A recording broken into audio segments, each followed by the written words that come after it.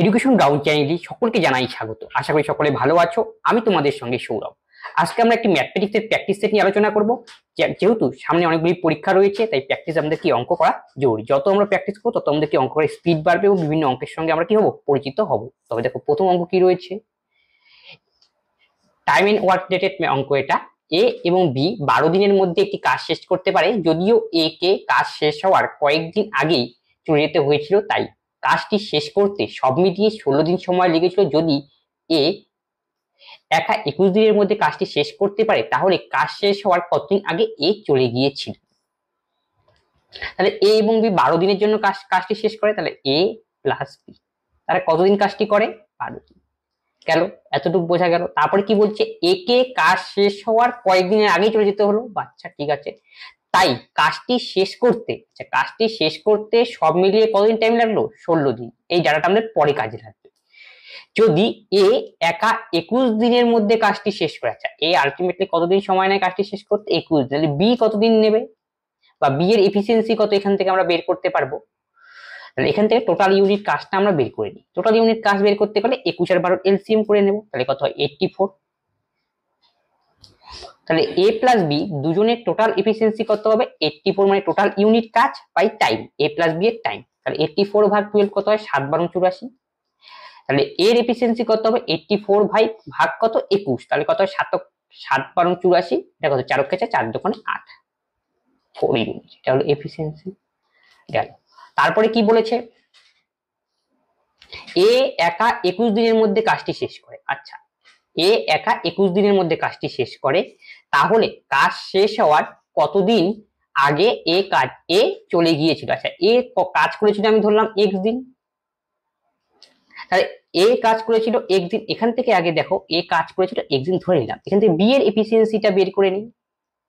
দেখো এ plus B মিলে কত, টোটাল 7, আর এর কত 4। তাহলে এখান থেকে বি এর এফিসিয়েন্সি কত হবে, 7 - 4, তাহলে 3। তাহলে বি এর এফিসিয়েন্সি কত আমরা পেলাম, 3। তাহলে বি এর যদি টাইম বের করতে হবে, তাহলে কি করতে হবে, ভাগ করতে হবে। তাহলে 84 ভাগ কত, থাক, এটা কোনো দরকার নেই আমাদের।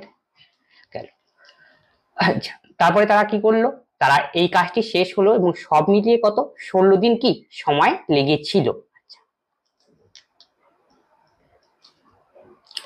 তাহলে বি কতদিন কাজ করবে, বি এর এফিসিয়েন্সি কত, 3। তাহলে 16 দিনে কত ইউনিট কাজ করবে, 3 16 কত, 48 ইউনিট। আর এ কতদিন করেছিল, x দিন, এর এফিসিয়েন্সি কত, 4। তাহলে এ কত ইউনিট কাজ করবে, টোটাল 4x। তাহলে দুটো মিলিয়েই কি টোটাল ইউনিট কাজ হবে, তাহলে 84 ইউনিট। তাহলে 4x ইকুয়াল টু কত হবে, 14 থেকে 8 বিয়োগ করলে কত, 6, 8 থেকে 5 বিয়োগ করলে 3। তাহলে x এর মান কত হলো, 9। তাহলে দেখো এ কত, 9 দিন কাজ করেছে। বলছি আবার কি প্রশ্ন আমাকে পড়তে হবে, তাহলে কাজ শেষ হওয়ার, এই যে ভাইটাল লাইন লেখা, তার কাজ শেষ হওয়ার কতদিন আগে এ চলে গিয়েছে। কাজ করেছিল কয়দিন, 16 দিন। আর 9 দিন কি কাজ করলো, শেষ হওয়ার কতদিন আগে বলেছে, তার মানে কি টোটাল সময় লেগেছিল 16 দিন। তার থেকে 9 আমাকে বিয়োগ করতে হবে, 16 - 9, তাহলে কতদিন, 7 দিন। অপশন এ হবে আমাদের কারেক্ট অ্যান্সার। নিজে স্বাভাবিক গতি 4/5 অংশ গতিতে ভ্রমণ করে একজন মানুষ 15 দিনে করে পৌঁছেছিলেন। যদি একই দূরত্ব অতিক্রম করে তার স্বাভাবিক স্বভাবে কত সময় লাগবে। তাহলে কার রিলেশন দেওয়া রয়েছে, স্পিডের রিলেশন। কিসের অরিজিনাল আর কি নিউ, তাহলে স্পিডের রিলেশন। তাহলে এই টাইপের অঙ্ক আমরা ধরে নেব, স্বাভাবিক গতিবেগের 4/5 অংশ কার বলেছে, স্বাভাবিকের গতিবেগ, স্বাভাবিকটাকে আমরা ধরবো। স্বাভাবিকটাকে যদি আমরা কি ধরি, 5 ধরি, তাই নিউ গতিবেগ কি হবে, স্বাভাবিক গতিবেগের 4/5, তাহলে 5 × 4/5, তাই নিউ স্পিড হবে আমাদের 4। বোঝা গেল। আর স্পিডের সঙ্গে টাইমের কি সম্পর্ক, ব্যস্ত সম্পর্ক। যদি ডিস্টেন্সটা ফিক্স থাকে, তাহলে স্পিডের সঙ্গে টাইমের রিলেশন কত হবে, ব্যস্ত মানে উল্টে যাবে, 4:5। একজন যদি কত মিনিট দেরিতে পৌঁছায়, 15 মিনিট, মানে কি গ্যাপ, সময়ের গ্যাপ দেওয়া রয়েছে। গ্যাপ কত, এই যে গ্যাপ, দেরি বলেছে কত, 1, এই ডিফারেন্স। এই 1 এর ভ্যালু কত, 15 মিনিট। এবার আমাকে কি বের করতে বলছে, স্বাভাবিক ভাবে গেলে কত সময় লাগবে, স্বাভাবিকের ক্ষেত্রে টাইম কত, 4। তার মানে 4 এর ভ্যালু আমাকে ফাইন্ড আউট করতে হবে। 4 এর ভ্যালু 4 15 60 মিনিট। তাহলে 60 মিনিট মানে কত ঘন্টা, 1 আওয়ার। তাহলে 1 আওয়ার হবে আমাদের কি কারেক্ট অ্যান্সার, অপশন বি। রৈখিক সমীকরণ জোড়া x + 2y - 8 = 0, 2x + 4y = 16 16, তবে সমাধানের সংখ্যা কত হবে, সে আমাকে নিজে সমাধান হবে। ঠিক আছে, দেখো এই টাইপের যখন অঙ্ক দেয় সমাধানের সংখ্যা কতগুলি হবে, হয় নো সলিউশন হবে, কোনো সমাধান থাকবে না, হয় একটা সলিউশন হবে, হয় অসংখ্য সলিউশন হবে। এই জন্য কন্ডিশন রয়েছে। এর জন্য আমাকে কি করতে হবে, একটা উদাহরণ দিয়ে বুঝে নিই। a1x b1y plus equal to c1 ধরে নাও, তাহলে a2x b2y equal to c2, দুটো ইকুয়েশন আমি ধরলাম। এখানে এখানে বললো এই ইকুয়েশন দুটো সমাধান করলে কতগুলি সলিউশন বেরোতে পারে। এর জন্য দেখো কন্ডিশন রয়েছে। কন্ডিশন কি, আমাকে a1 বাই a2 করতে হবে, মানে x এর সহগ নিতে হবে দুটো ইকুয়েশন থেকেই, a1 by a2, b1 by b2, c1 by c2, যেটা কনস্ট্যান্ট টার্ম থাকবে। তাদের যদি সমান সমান হয় সবগুলি, তাহলে তখন আমরা বলবো এখানে মেনি সলিউশন হবে, মানে অনেকগুলি সমাধান পাবো আমরা, অসংখ্য। আর যদি a1 by a2 not equal to b1 by b2 equal যদি হয়, তাহলে ওয়ান সলিউশন, মানে একটা সমাধান পাবো।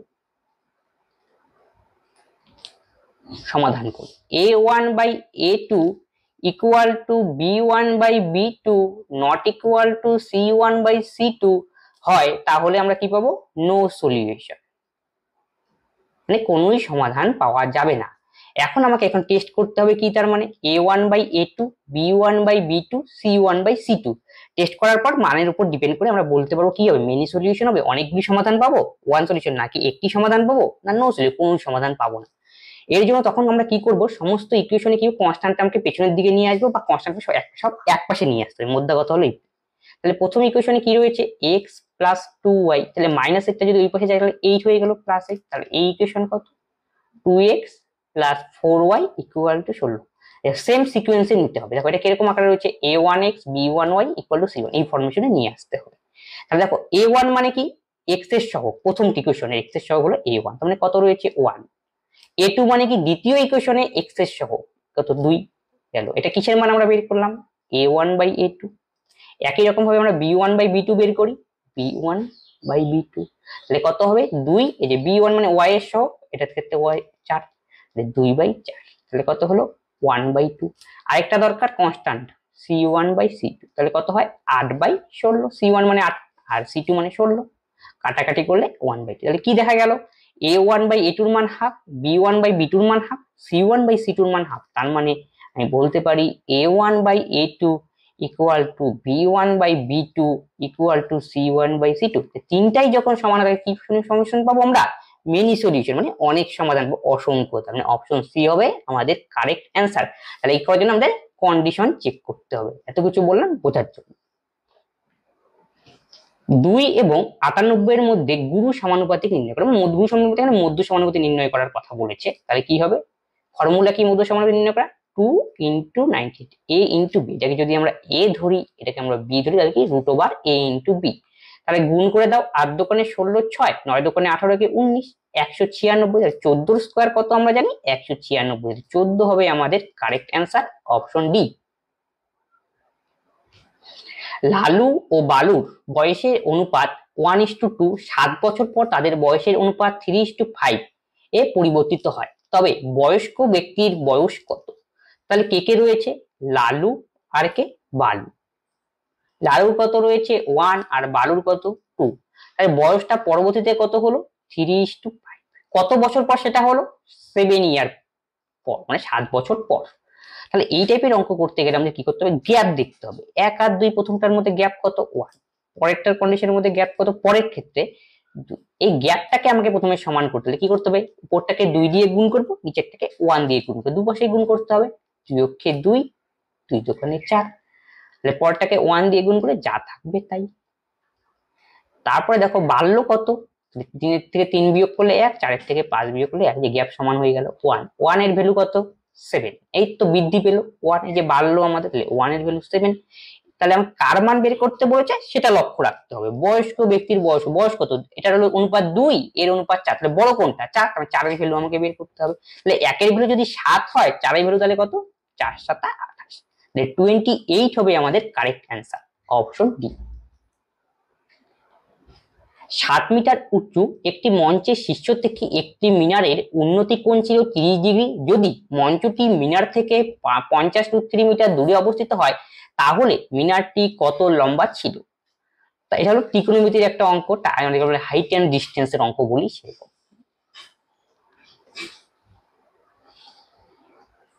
7 মিটার একটু মঞ্চ, তাহলে এইটুকু কত 7 মিটার, তাহলে এখান থেকে এতটুকু কত হবে 7 মিটার। এটা হলো মিনার, একদম নিচ থেকে উপরের দিকে উঠছে এটা মিনার। এখান থেকে দেখা হবে, এই যে বিন্দু থেকে দেখবে, যেখান থেকে দেখা এইভাবে তাকে বলে উন্নতি কোণ। কত ডিগ্রি দেওয়া রয়েছে 30 ডিগ্রি, বোঝা গেল।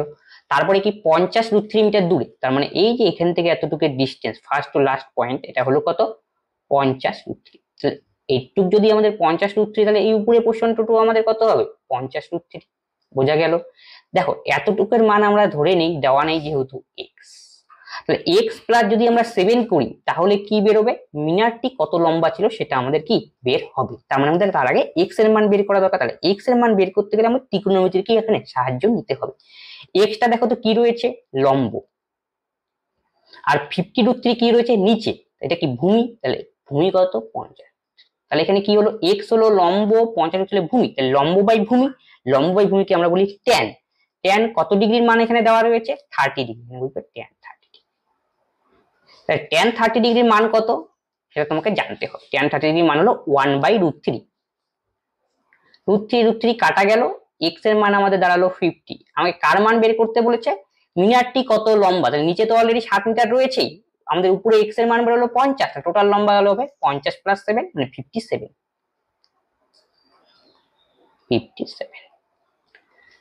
অপশন এ হবে আমাদের কারেক্ট অ্যান্সার। সূর্য রমার চেয়ে 3 গুণ দ্রুত কাজ করে এবং রমা যতদিন সময় নেয় তার চেয়ে 40 দিন কম সময়ে একটি কাজ সম্পন্ন করতে সক্ষম হয়, তারা একসাথে কতদিনে কাজটি শেষ করতে পারবে। তাহলে সূর্য আর রমা, তাহলে এফিসিয়েন্সির মধ্যে রিলেশন দেওয়া রয়েছে, সূর্য রমার চেয়ে 3 গুণ। আচ্ছা রমা যদি 1 হয় তাহলে সূর্য কত হবে 3। তাহলে এফিসিয়েন্সির সঙ্গে টাইমের কি রিলেশন, ব্যস্ত সম্পর্ক, তাহলে 1:3 কত 3 ধরে নেও গেল। তারপরে কি বলছে, রমা যতদিন সময় নেয় তার চেয়ে 40 দিন কম নেয়, তার মানে টাইমের গ্যাপ দেওয়া রয়েছে, তাহলে গ্যাপ কত 40 দিন। তাহলে গ্যাপটা আমাদের কত হলো অনুপাত হিসাবে 2, তাহলে 2 এর ভ্যালু কত 40, তাহলে 1 এর ভ্যালু 20। তাহলে এস এস মানে সূর্যের কত টাইম লাগবে, তাহলে 1 এর ভ্যালু 20 দিন গেল। রমার কতদিন টাইম লাগবে, 1 এর ভ্যালু 20, 3 এর ভ্যালু কত 60। এখন কি বলেছে, এরা দুজন যদি একসঙ্গে কাজ করে, এরে আর কি সূর্য আর কি রমা যদি একসঙ্গে কাজ করে তবে কাজটি কত দিনে শেষ হবে, এই হলো অঙ্ক। তাহলে এর জন্য কি টোটালটা কাজ আমরা যদি একসঙ্গে শেষ করে বার করার জন্য ফর্মুলা কি, ডাইরেক্ট 2ab বাই কি a প্লাস b। ab এর মান কত 20, এর মান 20, b এর মান কত 60, আর a প্লাস b 60 + 20 মানে 80, 4 15 60, তাহলে 15 দিন হবে আমাদের কারেক্ট অ্যান্সার, অপশন বি। আসলে এটা কি অঙ্ক করলাম আমরা যে পাতি অঙ্ক করি, 120 দিন একজনের, আরেকজনের কত 60 দিন, একসঙ্গে করবে তাই টোটাল ইউনিট কাজ কত 60, তাহলে এর এফিসিয়েন্সি কত 3, এর কত 1, তাহলে টাইম লাগবে কত total unit by total efficiency 4 দিয়ে ভাগ। এটাকেই একবারে বের করার ফর্মুলা কোনটা, এটা। এই 33749502 সংখ্যায় 4 এবং 2 এর স্থানীয় মানের মধ্যে পার্থক্য কত, 4 এর স্থানীয় মান কত, তাহলে এখান থেকে শুরু হবে একক, দশক, শতক, হাজার। তাহলে 4 এখানে 4 এর পরে কতগুলি ঘর রয়েছে 1 2 3 4, অতগুলো শূন্য বসাবো, 4টা শূন্য বসবে গেল। 2 এর স্থানীয় মান কত, 2 তো এককের ঘরে রয়েছে 2 হবে, এখান থেকে বিয়োগ করো, 10 এর থেকে 2 বিয়োগ করলে কত 8, 10 এর থেকে 1 বিয়োগ করলে 9, 10 এর থেকে 1 বিয়োগ করলে 9, 10 এর থেকে 1 বিয়োগ 9, 4 থেকে 1 বিয়োগ করলে 3, তার মানে অপশন ডি হবে কারেক্ট অ্যান্সার। ভূমির ব্যাসার্ধ তার উচ্চতার সমান এমন একটি সমকোণী বৃত্তাকার শঙ্কুর আয়তন এবং একটি অর্ধগোলকের আয়তন সমান, শঙ্কুর ব্যাসার্ধ এবং অর্ধগোলকের ব্যাসার্ধের অনুপাত কত। তার মানে দুটো ফিগার রয়েছে, সমকোণী বৃত্তাকার শঙ্কুকেই বলা হয় লম্ব বৃত্তাকার শঙ্কু, মানে টুকুর আকারের ফিগার এই যে গেল। আরেকটা কি রয়েছে অর্ধগোলক, বোঝা গেল। তারপরে কি বলছে, ভূমির ব্যাসার্ধ তার উচ্চতার সমান, কার ক্ষেত্রে শঙ্কুর ক্ষেত্রে ভূমির ব্যাসার্ধ তার উচ্চতার সমান। আচ্ছা এর হাইটটা আমরা যদি x ধরি, তাহলে রেডিয়াসটাও তাহলে কত হবে, এক্সই হবে, যেহেতু কন্ডিশনে বলা রয়েছে। কেন, তারপরে কি বলছে, এবং একটি অর্ধগোলকের আয়তন। আচ্ছা, অর্ধগোলকের ব্যাসার্ধ আমরা ধরে নিই, ব্যাসার্ধটা কত ধরবো, মনে করো এখানে ব্যাসার্ধটা আমরা ধরলাম আরো, ঠিক আছে। তার মানে আয়তন কি বলেছে, সমান, আয়তনের ফর্মুলা লাগবে, তাহলে শঙ্কুর আয়তনের ফর্মুলা কি, 1/3 পাই আর স্কোয়ার এইচ, আর মানে এক্স স্কোয়ার, আর এইচ এর মানও এক্স, তার মানে 1/3 পাই এক্স কিউব। এটা কার ফর্মুলা বেরোলো, শঙ্কুর। এবার অর্ধগোলকের আয়তনের ফর্মুলা কি, 2/3 পাই আর কিউব, আর কিউব মানে আমরা কি হচ্ছে আর1 কিউব, আর1 কিউব।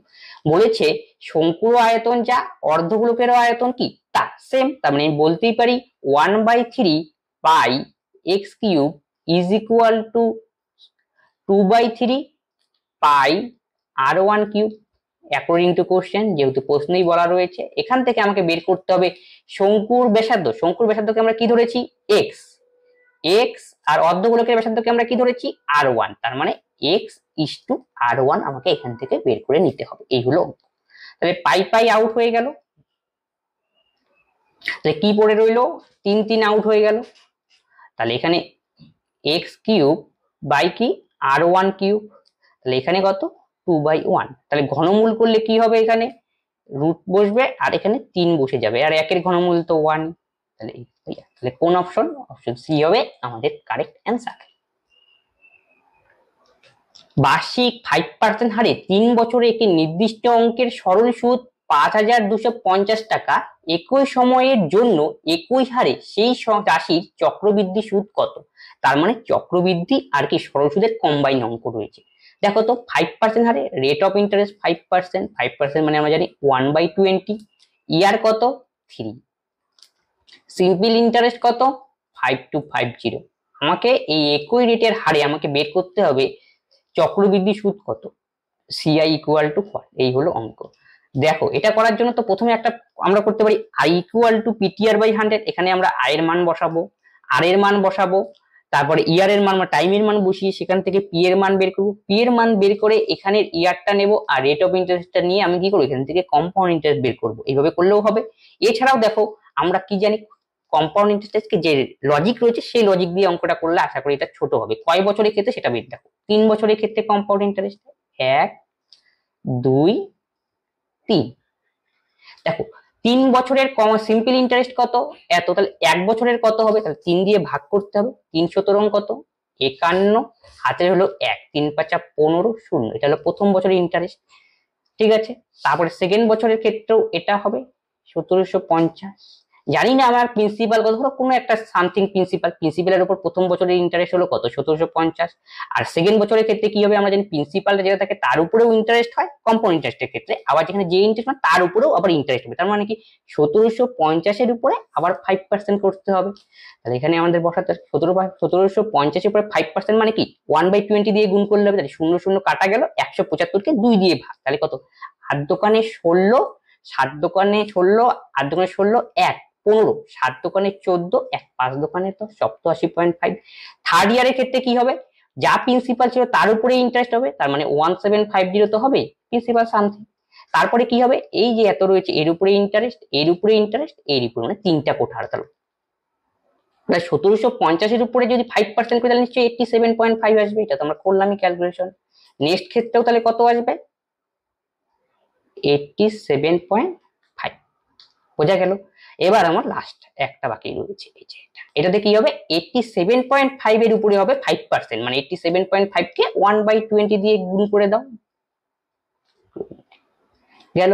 তাহলে দেখো 2 দিয়ে আমরা ভাগ করে নেই 10, তাহলে 2 দিয়ে করলে কত হয় 4 দোকানে 8 দশমিক, 3 দোকানে 6, 1 15, 7 দোকানে 14, 1 5 দোকানে 10, একটা শূন্য রয়েছে, তাহলে কি হবে 0.4375, এর জায়গাটায় কত বসবে 0.4375। এখন টোটালটা যদি আমরা সাম করি এটাই 3 বছরের কম্পাউন্ড ইন্টারেস্ট, তো তিনটা যোগ করে দাও, তাহলে কত হবে, যোগ করে নিশ্চয়ই কি কত আসবে, এই যে তিনটা 5250 করার দরকার নেই আর, 5250, এখানে তিনটা সেম রয়েছে 3 দিয়ে গুণ করে দাও, 3 5 কত 15 5, 3 7 21, আর একে কত 22, 3 8 24, একে কত 25, আর এখানে কত 0.4375, 375। 5 5 7 7 3 3 5 4 কত 9, 2 2 5 5 10, 2 2 4 একে কত 5, 5 একে কত সরি 5, তাহলে 5502। কোথাও একটা গন্ডগোল হলো।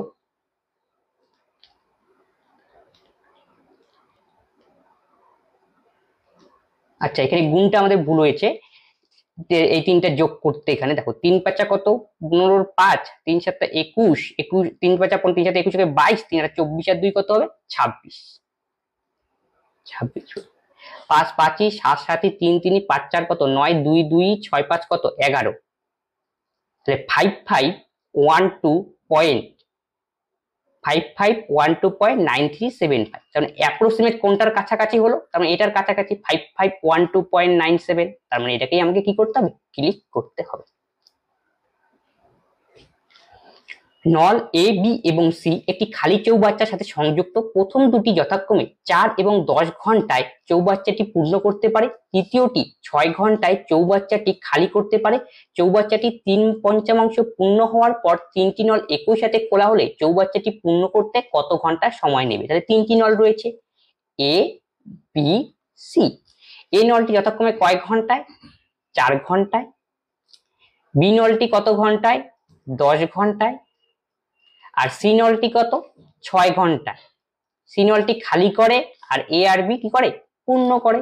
তাহলে এখান থেকে আমরা টোটাল ইউনিট কাজটা বের করে নিই। তাহলে কি হবে 4 10 আর 6 কি করতে হবে লসাগু করতে হবে। তাহলে কত হবে আমরা এখানে 60 ধরে নিই, 4 15 60, এটা হলো টোটাল ইউনিট কাজ আর এটা হলো এফিসিয়েন্সি। তাহলে প্রথমটার এফিসিয়েন্সি 15, দ্বিতীয়টার কত হবে 6 10 60 আর তৃতীয়টার কত 6 10 60, 6 10 60 মানে 10 হবে। তাহলে বোঝা গেল তৃতীয়টা কি করে খালি করে। তাহলে 15 6 কত দেখো তিনটে নল যদি একসঙ্গে কাজ করে তাহলে কত এফিসিয়েন্সিটা থাকবে, আলটিমেট এফিসিয়েন্সি কত হবে আলটিমেট এফিসিয়েন্সি। তাহলে 15 6 কত 21, 21 এর থেকে 10 বিয়োগ করতে যেহেতু মাইনাস রয়েছে তাহলে কত 11, এটাই হলো আলটিমেট এফিসিয়েন্সি। এবার কোশ্চেনে আসি, চৌবাচ্চাটি 3/5 পূর্ণ হওয়ার পর 3/5 পূর্ণ হয়ে গিয়েছে, বাকি রয়েছে কত তার মানে 2/5 অংশ। তাহলে 60 হলো টোটাল ইউনিট কাজ, তার কত অংশ ভরতে হবে 2/5 অংশ, এটা হলো টোটাল ইউনিট। আর এফিসিয়েন্সি দিয়ে ভাগ করলেই আমাদের কি বেরোবে টাইম। এখন আমাদের আলটিমেট এফিসিয়েন্সি কত 11, তাহলে আলটিমেট এফিসিয়েন্সি ভাগ করতে হবে। তাহলে 5 12 কত 60, 12 দোকানে কত 24, 24 কত 11 হবে আমাদের কারেক্ট অ্যান্সার অপশন ডি। 10% লাভে একটি জিনিসের দাম 440 টাকা ছিল, জিনিসটি 370 টাকায় বিক্রি হলে ক্ষতির শতকরা হার কত 10% লাভ। আমরা যদি কস্ট প্রাইস ধরে নিই, কস্ট প্রাইস যদি 100 হয় তাহলে সেলিং প্রাইস তাহলে কত হবে 110। এই 110 এর ভ্যালু রয়েছে কত 440, তাহলে 1 এর ভ্যালু কত 4, তাহলে সিপি কত হবে 100 এর ভ্যালু আমাকে বের করতে হবে 400, এটা হলো আমাদের সিপি। আর এসপি কত 370, তাহলে লাভ না লস হলো দেখো সিপি হলো কি বেশি আর এসপি হলো কম, তার মানে লস হলো, লস কত হলো 400/370, তার মানে হবে 30 হলো লস। লসের হার আমাকে বের করতে, লসের আমরা কার উপরে বের করি কস্ট প্রাইসের উপরে বের করি ইনটু 100। তাহলে কাটাকাটি করো, 2 দিয়ে কাটাকাটি করলে 15, এখানে হবে 2, তার মানে 7.5% হবে আমাদের কারেক্ট অ্যান্সার অপশন বি। 2 এবং 98 এর গড় সমানুপাতিক নির্ণয় করো। 2 98 গড় সমানুপাতিক কি করতে হবে গুণ করে রুট ওভার করতে হবে 2 × 98, তাহলে কত হয় 8 দোকানে কত 16, 9 দোকানে 18 কে 19, তাহলে 196 এর বর্গমূল 14, তাহলে অপশন ডি হবে কারেক্ট অ্যান্সার। a - 1/a = 1, তবে a² + 1/a² এর মান কত। তাহলে a - 1/a যার মান দেওয়া রয়েছে 1, আমাকে কি বের করতে হবে a² + 1/a², তার মানে ফর্মুলা জানতে হবে a² + b² এর ফর্মুলা কি, a² + b² দুটো ফর্মুলা রয়েছে, একটা ফর্মুলা হলো a - 1/a তার হোল স্কয়ার প্লাস 2ab, আরেকটা ফর্মুলা কি এখানে প্লাস বসবে পরটাতে মাইনাস হবে। দেখো এই জন্য আমাকে কি দেখতে হবে মানটা কিসে দেওয়া রয়েছে, মান তো মাইনাসে, তাই মাইনাসেরটা আমাকে বসাইতে হবে। তাহলে a - 1/a এর মান কত 1, তাহলে 1² কত হবে 1 আর 2, তাহলে কত হবে 3 হবে আমাদের কারেক্ট অ্যান্সার অপশন বি। এটা করার জন্য একটা ফর্মুলা রয়েছে, সেই ফর্মুলা তোমরা ইউজ করতে পারো, সেটা কি a² প্লাস কত 2, তাহলে এর মান কত 1, তাহলে 1² প্লাস একবারে হবে তার মানে।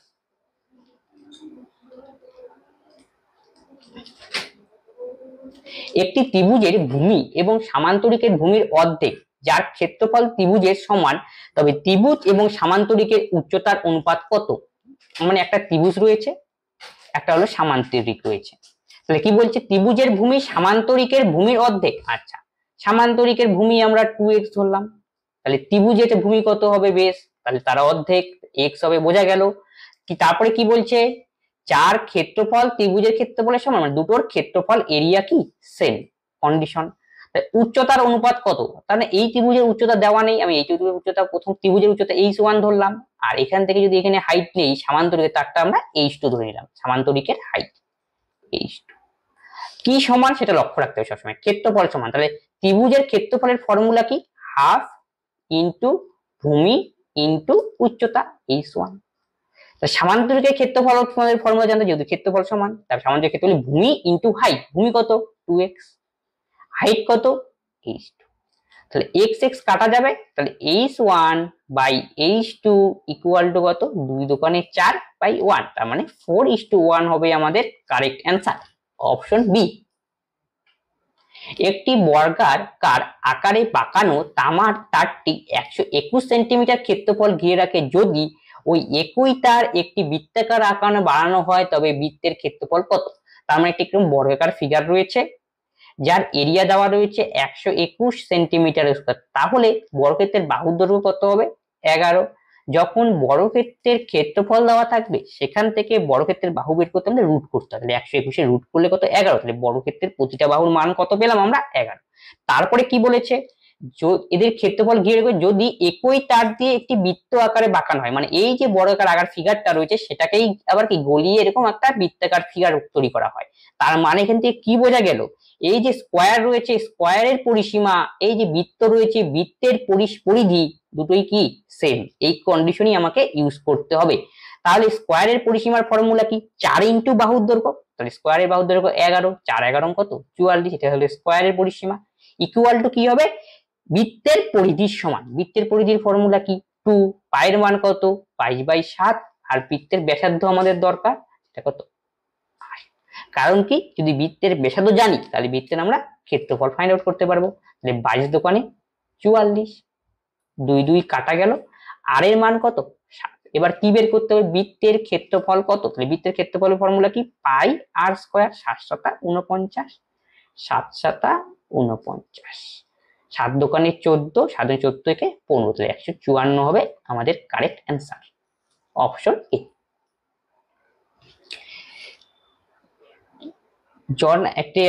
একটি পরীক্ষায় 20%, মানে কিছু ছাত্র ছিল একটি পরীক্ষায় 20% নম্বর পেয়েছে, 10 নম্বরের জন্য ফেল করেছে, ওই একই পরীক্ষায় 35% নম্বর পেয়েছে, যার ন্যূনতম 5 নম্বর 20 বেশি, পাশ করার জন্য প্রয়োজনীয় শতকরা ন্যূনতম নম্বর খুঁজুন। মানে একটা পরীক্ষা হয়েছে সেখানে কি 20% নম্বর পেয়েছে এবং কোন ছাত্রকে রয়েছে তারা কি 10 নম্বরের জন্য কি হয়েছে ফেল করেছে, এটাই হলো ভাষা। ভাষাটা একটুখানি লিখতে একটু গন্ডগোল হচ্ছে, 20% নম্বর পেয়ে 10 নম্বরের জন্য ফেল করেছে, এটার মধ্যে কথাটা বুঝে নাও। তাহলে ওই একই পরীক্ষায় জ্যাক কি করেছে 35%, সরি যে জ্যাক না জন ছিল, এটা জন একটি পরীক্ষায় 20% নম্বর করতে ভুল হয়ে গেছে, সরি, তাই একজনের নাম দেওয়া, জন নামে একজন ব্যক্তি রয়েছে যে 20% নম্বর পেয়েছে এবং কি 10 নম্বরের জন্য ফেল করেছে। একই রকম ভাবে জ্যাক নামে একজন ব্যক্তি রয়েছে যে 35% নম্বর পেয়েছে এবং 20% বেশি পেয়েছে। আচ্ছা, 35% নম্বর পেয়েছে এবং পাস মার্কের থেকে কত নম্বর বেশি পেয়েছে 20। তাহলে আলটিমেটলি এই টাইপের অঙ্ক করার ক্ষেত্রে আমাদের দেখতে হবে ডিফারেন্স, তাহলে পার্সেন্টেজের ডিফারেন্স কত 15%। এইখানে ডিফারেন্স করার সময় মনে রাখতে হবে, দেখো এটা কি মাইনাস, এটা কি প্লাস, তাহলে মাইনাস মানে নিচে আর প্লাস মানে কি উপরে, এটা হলো মিডিল পয়েন্ট, তাহলে দুটোকে এক পাশে নিয়ে আসতে হবে। তখন আমাদের কি করতে হবে, যখন বিপরীত চিহ্ন থাকবে তখন আমাদের যোগ করতে হবে, একই হলে বিয়োগ, তাহলে বিপরীত চিহ্ন যোগ করে নাও, 20 আর 10 কত 30, তাহলে 15% এর ভ্যালু কত 30, তাহলে 1% এর ভ্যালু কত 2, তাহলে 100% এর ভ্যালু কত হবে 200। এটা আমাদের কি পরীক্ষার ফুল মার্কস গেল। এরপরে কি বলছে, একজন পরীক্ষার্থী 20% নম্বর পেয়েছে, আচ্ছা এর 20% করলে তাহলে কত হবে, 20% 1/5 দিয়ে গুণ করলেই হবে, তাহলে 4 5 20 40, তার থেকে কত নম্বর 10 নম্বরের জন্য ফেল পেয়েছে, মানে আরো যদি সে 10 নম্বর পেত তাহলে সে পাস করতো, মানে এটাই আসলে পাস মার্ক। পাস মার্ক কত 50, আমাকে বলেছে পাস মার্কের শতকরা বের করতে হবে, যদি পাস মার্ক কত আমরা অ্যান্সার 50 ক্লিক করতাম, পাস মার্কের শতকরা বলেছে তার মানে কি পাস মার্কটা উপরে হবে আর টোটাল মার্কসটা কত পেয়েছে সেটা কত মার্কসের পরীক্ষা হয়েছে সেটা কি হবে নিচে হবে ইন্টু 100। এই হলো অঙ্ক। তাহলে কত পার্সেন্ট 25%। অপশন ডি হবে কারেক্ট অ্যান্সার। একজন দোকানদার তার পণ্যের মুদ্রিত মূল্যের উপর 10% ছাড় এবং 20% লাভ করে, তাই পণ্যের ক্রয় মূল্য এবং মুদ্রিত মূল্যের মধ্যে অনুপাত কত? তাহলে আমরা যে কোনো একটা ধরে নিই, মার্ক প্রাইস যদি আমরা ধরি 100, তার উপর 10% ছাড় দিলে সেখান থেকে সেলিং প্রাইস পাবো কত 90।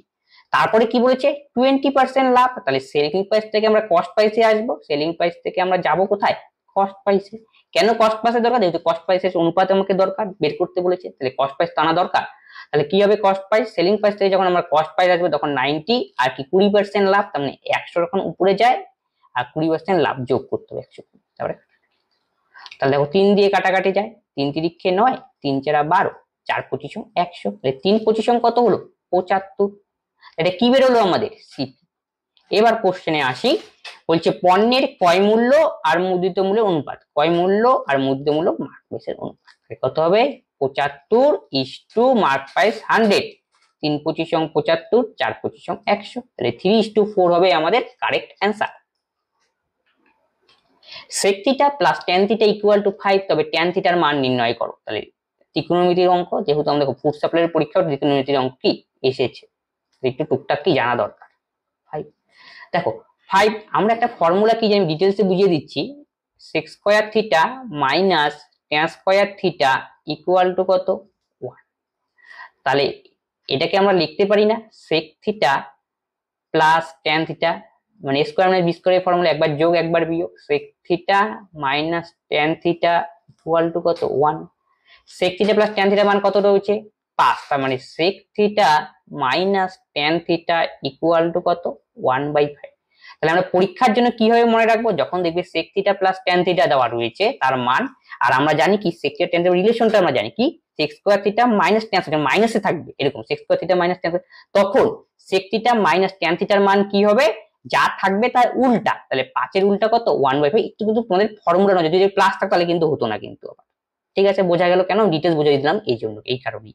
তাহলে sec থিটা প্লাস tan থিটার মান হলো 5, sec থিটা মানে tan থিটার মান হলো 1/5, মানে কিসের মান দরকার tan থিটার মান। তার মানে এটাকে যদি আমরা ইকুয়েশনকে 1 ভাবি, এই ইকুয়েশনকে 2 ভাবি, তাহলে 1 - 2 করলে পরে কি sec থিটা এখানে sec থিটা এখানে sec থিটা আউট হয়ে যাবে, তাহলে tan theta minus tan theta মানে কি 2 tan থিটা হয়ে যাবে ইকুয়াল টু 5 প্লাস 1/5, তাহলে 5 5 25, সরি tan থিটা এখানে বিয়োগ করা হলো, বিয়োগ করতে হবে 5 5 25 বিয়োগ 1 24/5, এটা কাটাকাটি করে দাও 2 দিয়ে 12, তাহলে tan থিটা ইকুয়াল টু কত হবে তার মানে 12/5। তাহলে পরীক্ষার সময় আমাকে কি করতে হবে, ডাইরেক্ট এই লাইন আর এই লাইন আমাকে লিখতে হবে, এখান থেকে আমরা tan থিটার মান কি বের করে নেব, তার মানে অপশন ডি হবে কারেক্ট অ্যান্সার। সীতার বালতি রামুর বালতির চেয়ে 3 গুণ ধারণ ক্ষমতা সম্পন্ন, সীতার বালতি খালি ড্রামটি 60 বারে পূর্ণ করে, প্রতিবার একসাথে চেষ্টা করলে সীতার এবং রামু উভয় বালতি কতবারে খালি ড্রামটি পূর্ণ করবে। আচ্ছা, সীতার বালতি মানে এফিসিয়েন্সি রিলেশন দেওয়া রয়েছে, সীতা আর রামু, সীতার বালতি রামুর 3 গুণ, রামু যদি 1 হয় এফিসিয়েন্সি, সীতার তাহলে কত হবে 3, এতটুকু বোঝা গেল। তারপরে বলছে সীতার বালতি খালি ড্রামটি 60 বারে ভর্তি করে, কতবারে ভর্তি করে 60 বারে, আর সীতার এফিসিয়েন্সি কত মানে একবারে 3 ইউনিট কাজ করে, তাহলে 60 বারে কত হবে 60 × 3, তার মানে কি টোটাল এত ইউনিট কাজ করবে 180, বোঝা গেল। এরপরে কি বলছে, প্রতিবার একসাথে চেষ্টা করলে সীতার এবং রামু উভয় বালতিটি কতবারে ভরবে, দুজনে মিলে একসাথে কাজ করবে, তোমাদের টোটাল ইউনিট কাজ কত বেরোলো 180। তাহলে একসাথে কাজ করলে দুজনে এফিসিয়েন্সি আমাদের নিতে হবে টোটাল, যেহেতু একসাথে কাজ করবে, 3 আর 1 কত 4, তাহলে 180/4, 4 4 16, 2 20, 4 5 কত হয়ে গেল, তার মানে কি 45 হবে আমাদের কারেক্ট অ্যান্সার, অপশন এ। এই ছিল অঙ্ক। এই অঙ্কগুলি আসন্ন পরীক্ষার জন্য গুরুত্বপূর্ণ। আজকে যে ক্লাস করানো হলো, এই যে অঙ্কগুলি করানো হলো, এই অঙ্কের উপর যদি তোমাদের কোনো ডাউট থাকে তোমরা অবশ্যই তোমরা কমেন্ট বক্সে কমেন্ট করবে এবং বন্ধুর সাথে এই ক্লাসগুলিকে অবশ্যই শেয়ার করে দেবে, সবাইকে এই ক্লাসগুলি থেকে হেল্পফুল হয়। তবে আজকের ক্লাস আমরা এখানেই শেষ করছি, পরবর্তী নিয়ে আবার দেখা হচ্ছে, ধন্যবাদ।